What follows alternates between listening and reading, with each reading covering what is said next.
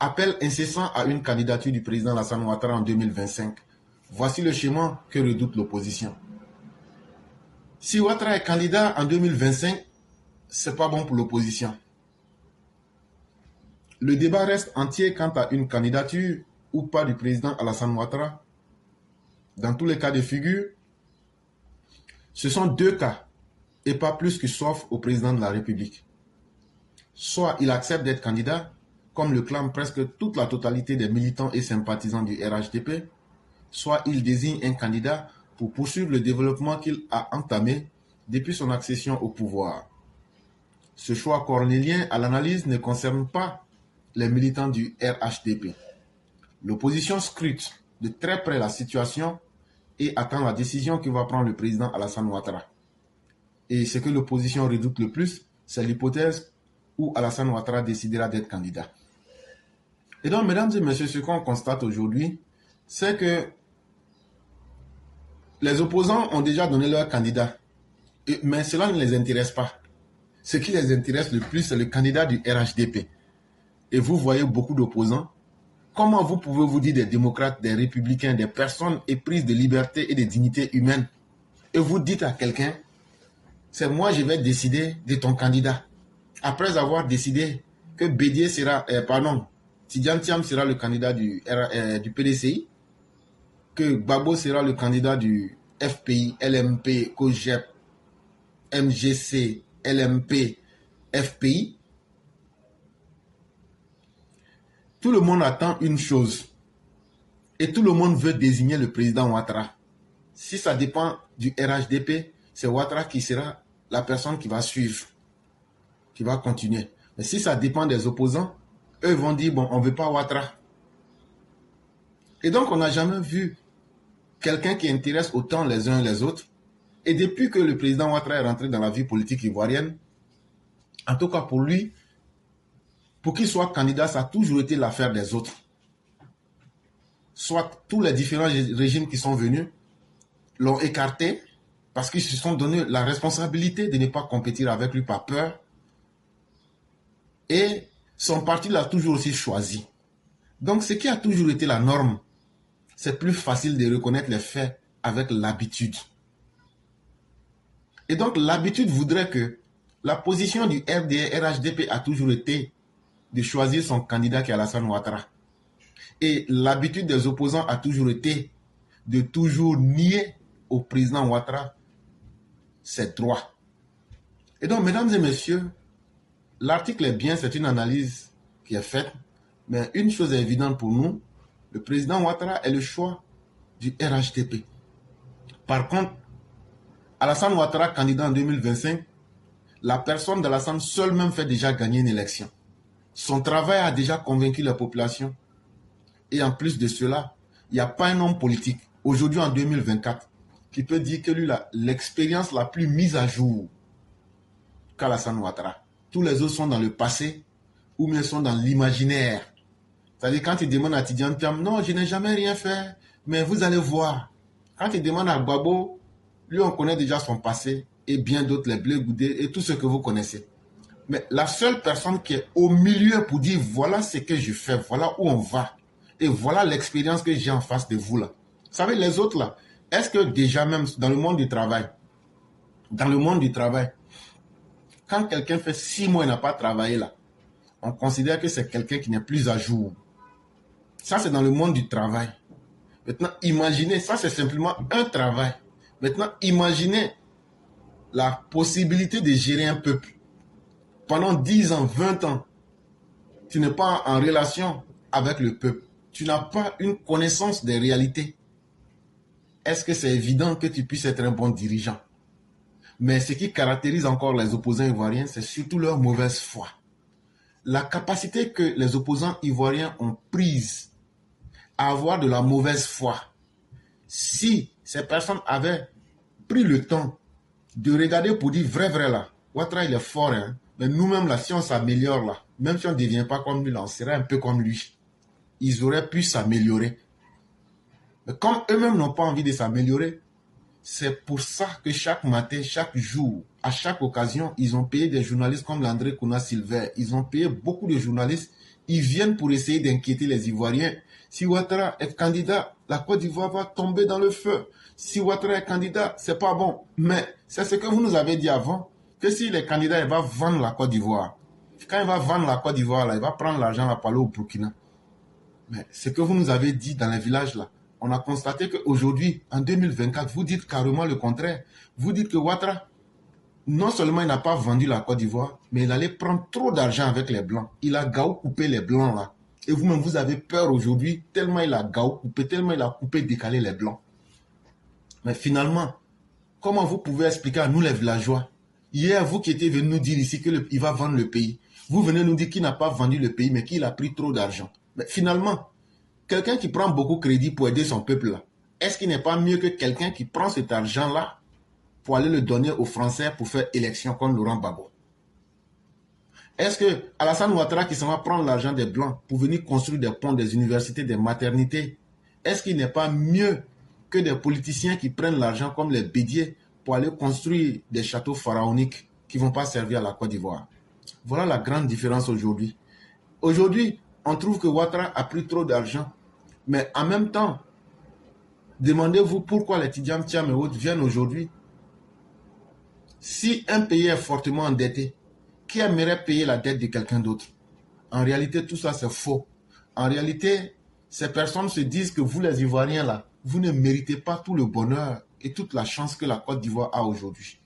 Eux, là, leur famille, là, les fils d'eux, les gourous de la République, là, c'est eux qui doivent vivre des biens de la Côte d'Ivoire.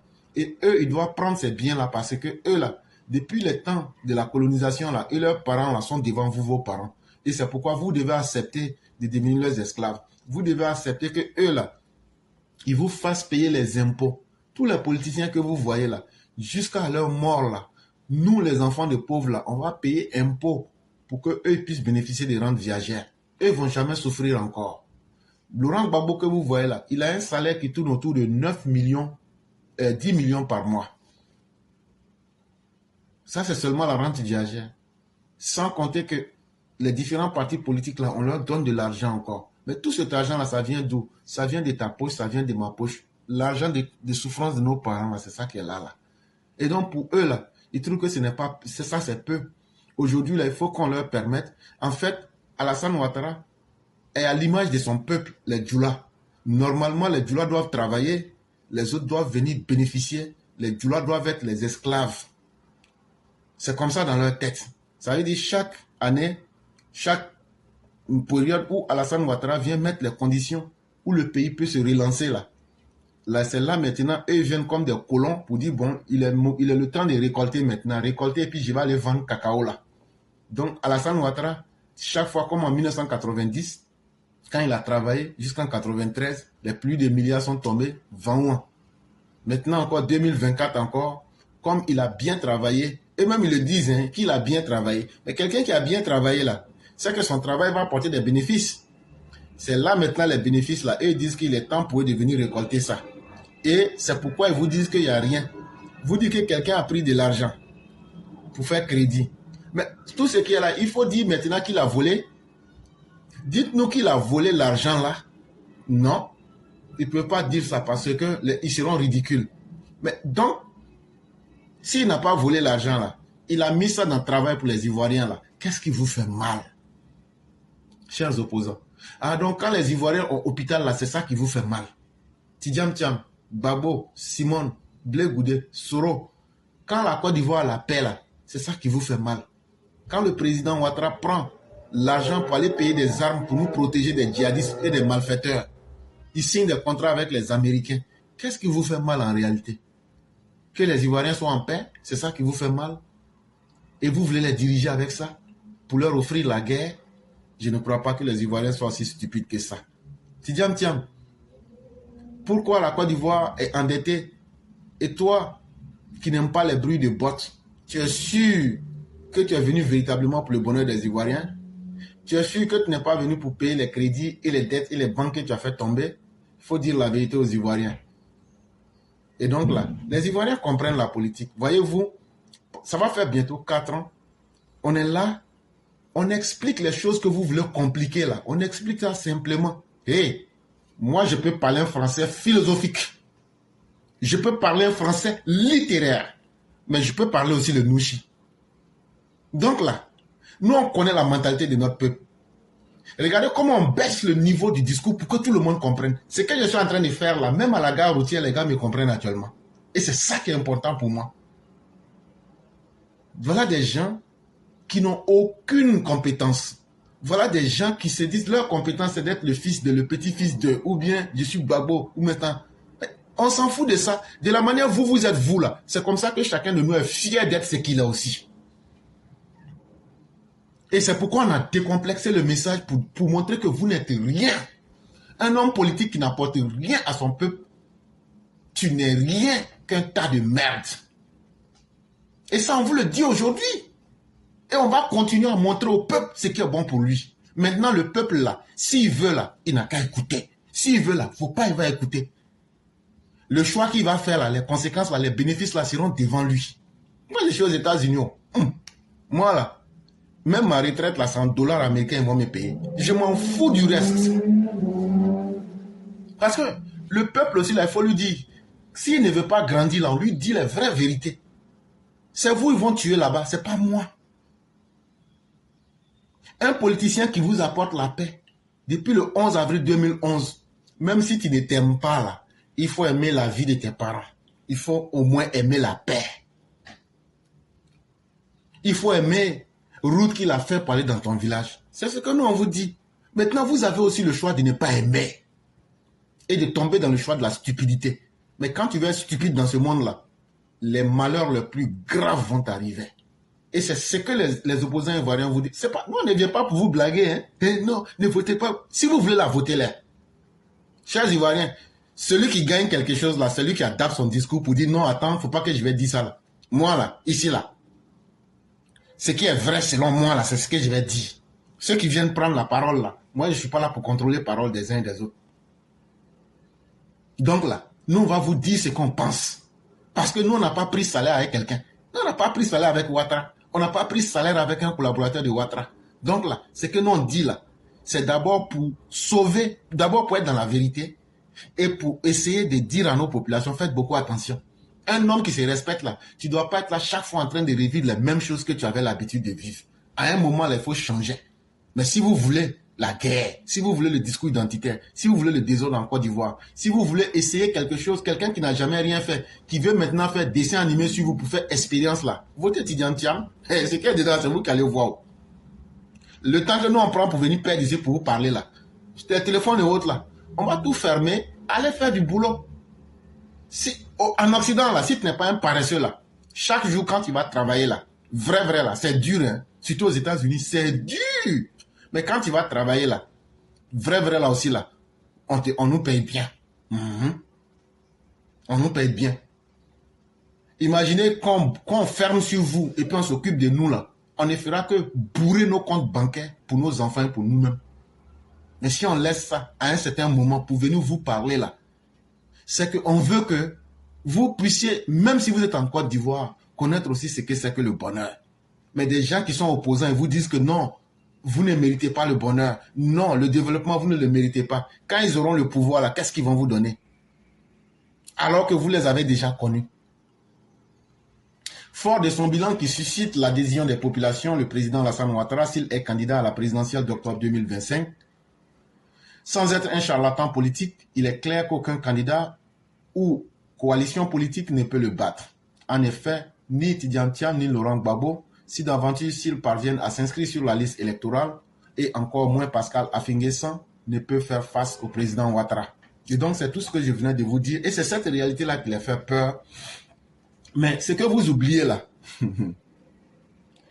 Gbagbo, Tidjane, même si vous, moi simple éclaireur, là, me met devant vous là, je vous démonte politiquement. Je l'ai déjà fait. Je l'ai déjà fait. Et je le fais toujours. Même si on prend Kandia Kamara, on prend Mamadou Touré, on prend Claude Saï, on prend l'ASPR là, ils vont vous battre politiquement. Et au moins là, ils ont un poids historique qui ne sont pas des gens qui sont basés dans la turpitude. C'est un exemple simple que je vous prends. Ils ne sont pas des bêtisiers. Ils ne sont pas dans conneries. Je n'ai pas dit qu'ils sont parfaits, mais c'est des exemples comme ça que je prends dans l'absolu. Entre quelqu'un qui essaye de ne pas être un sac à merde et quelqu'un même qui est dans une turpitude sans fin, vrai, il faut être un mouton, un animal rampant pour aller choisir celui qui est dans la turpitude. Allez regarder combien de fois le discours et le comportement de Babo fait honte même à ses militants. Allez regarder Tidjane Thiam, quelqu'un même qui renie ses origines. Celui-là, toi tu penses que lui il peut venir pour faire quelque chose de bien. Mais c'est à vous-même les Ivoiriens de faire le choix que vous voulez. À la fin de la journée là, ce n'est pas moi que ça va affecter. Et ce n'est pas nous qui parlons ici que ça va affecter. C'est vous-même vos vies que ça va affecter. Si la guerre que vous avez connue ne vous a pas conseillé, si le coup d'état militaire ne vous a pas donné des leçons, si les propos dictatoriaux de Bédier ne vous ont pas donné des conseils, si les escadrons de la mort ne vous ont pas donné de conseils là, apprêtez-vous, les conséquences de vos choix politiques, quand vous allez aller voter là, seront vos meilleurs conseillers. Le dire ainsi, ce n'est pas des paroles en l'air, car les différentes élections depuis 2015 soutiennent cela. Si le président Ouattara désigne quelqu'un d'autre et que l'opposition voit là une aubaine, ce sera là également un leurre, car ce candidat désigné ne sera pas un laissé pour compte. Il va bénéficier non seulement du carnet d'adresse du président Ouattara, de son réseau, mais plus encore, Alassane Ouattara lui-même se mettra à la tâche en lui accordant tout son soutien sur le terrain. Mais, à l'analyse, le scénario le plus redouté par l'opposition, c'est que le président Ouattara se porte candidat. Et chers tous, n'ayez point de crainte. Le candidat du RHDP, depuis au moment où les gens hésitaient, nous on l'a toujours dit, ça sera le président Ouattara. Et donc là, restez sereins et continuons à faire de la Côte d'Ivoire ce qu'elle est. C'est ça qui est le plus important pour nous.